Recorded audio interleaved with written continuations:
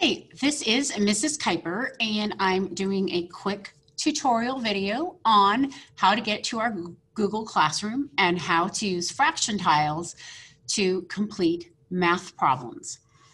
So the first thing you do is you're going to need to go to Google. And then you can either type the word classroom in, or you can come over here and just click in the Google Waffle app up by your account there and scroll down until you see classroom and click on it. And then that will open all of your Google Classrooms. So ours is orange. It says Kuiper's 5th grade. It's kind of like a grapefruit orange. So you're going to click on that and it immediately takes you into the stream.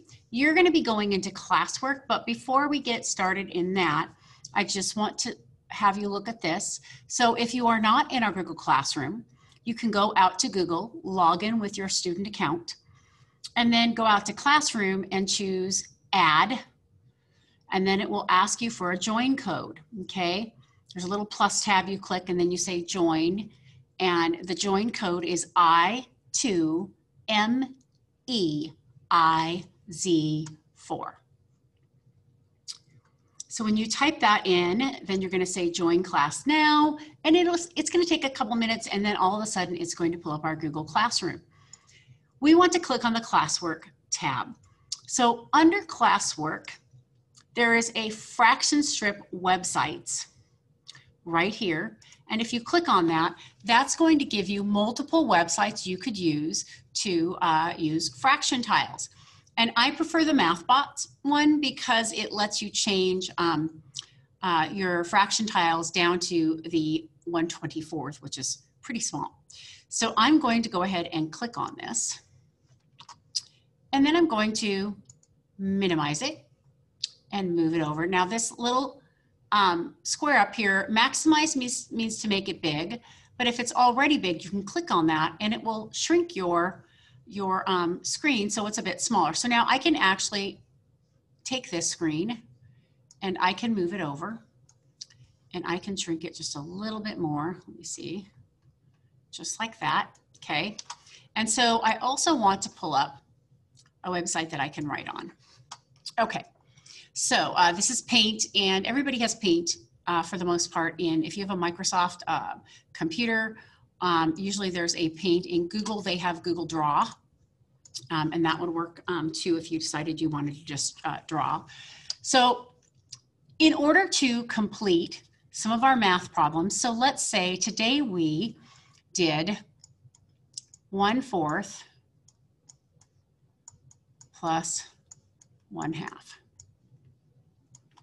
And we wanted to know what 1/4 plus 1/2 was.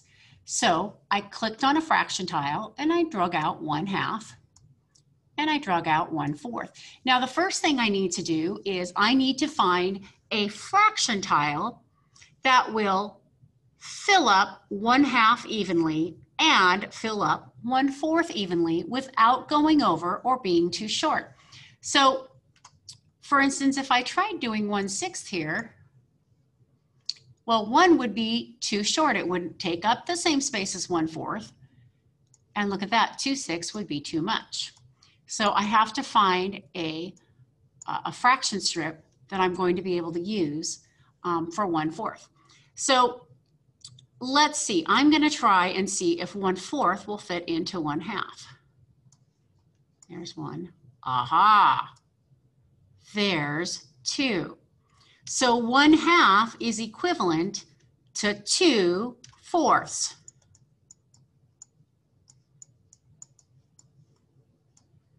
2 1/4, right? So I can replace my 1/2 with 2/4. So 1 plus 2 is 3. And we're going to leave the fourths because that's the type of piece it is, 3/4, 1, 2, 3. So 1/2 plus 1/4 equals 3/4. And I'll count them, 1/4, 2/4, 3/4. Okay.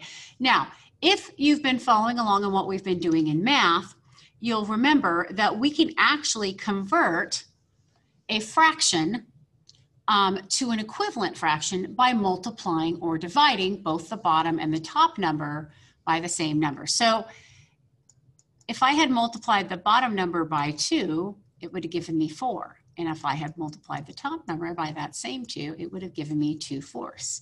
And you can see that 2/4 represents the same amount as 1/2. It's just written differently, right? It's written with some other numbers. But 4 and 2 have a relationship between each other.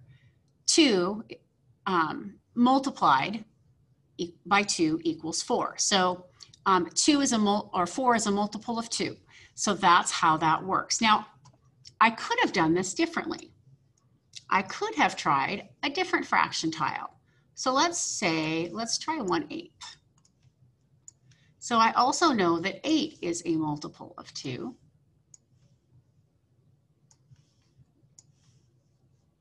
Because 2 4s equal 8. Okay, so I can put 4 8s into 1/2. And let's see if 8 will go evenly into 1/4. 1/8 will. It does. So I could have changed both of these fractions. I could have changed 1/4 to 2 8s. Because there's 2 8s there, 1, 2. And I could have changed 1/2 to 4 8s.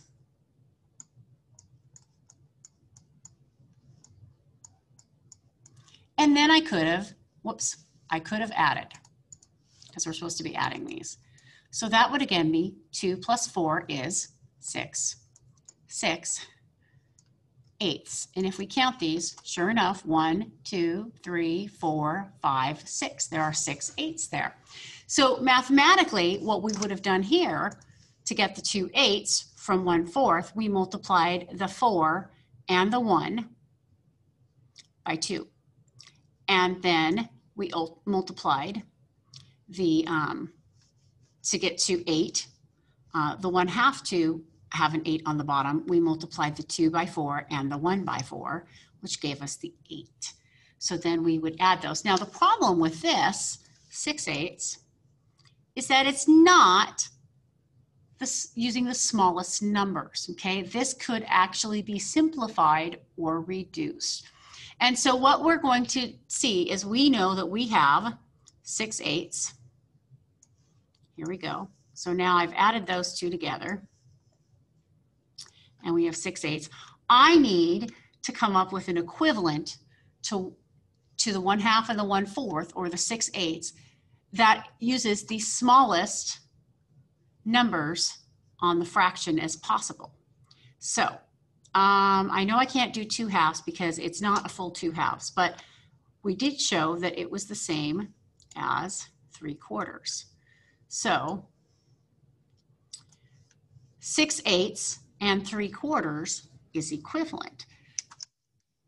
So if I take this and I do this, it's equivalent to 3/4 or 3/4.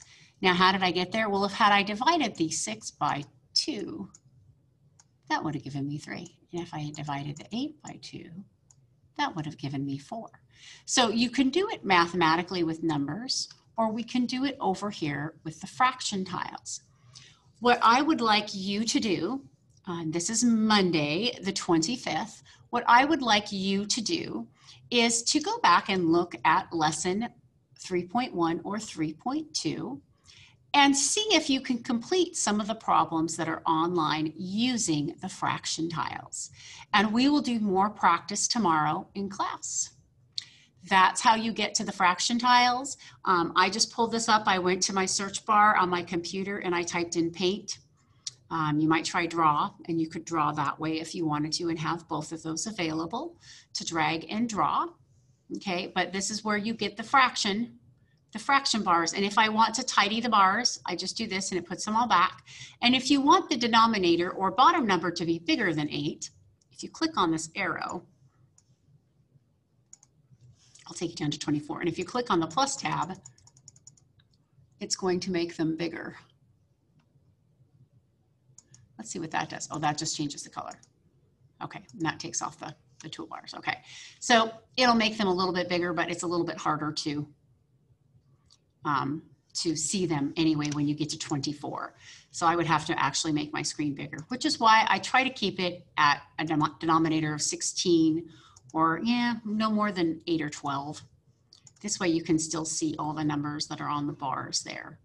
Okay, and so that's how you get to Google Classroom and how you pull up one of the fraction wall websites and how you use it to complete some of the fraction math problems.